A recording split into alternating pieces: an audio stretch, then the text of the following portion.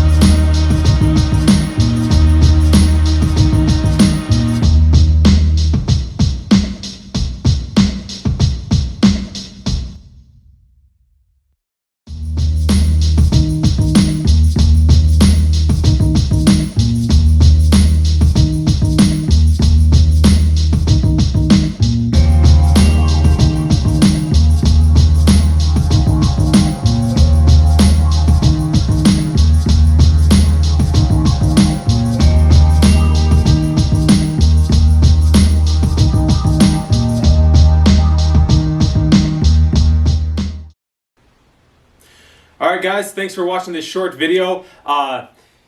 Hopefully you gained a little bit of insights on how you could maybe modify your training a little bit. So the reason that I added that kettlebell swing after the deadlift is to get that little bit of that metabolic effect. So if you're training strictly just to get as strong as possible in like different moves like deadlifts, squats, and stuff like that, you don't want to tire yourself out too much with doing accessory work in between. However, if you've been doing a stint of powerlifting for a while and then you start feeling maybe a little bit more sluggish because you haven't been doing as much cardiovascular exercise, adding the kettlebell swings or adding a little bit of that metabolic type work in between. So for example, if you're doing, instead of the deadlifts, if you're doing a push sort of day and you're doing maybe some squats and some bench presses, right? So you're doing the squats, and then after the squats, you could throw in maybe some sled pushes, maybe some couple, like a sprint or something, or even some just plyometric squats, or just jumping up and, so jump squats, right?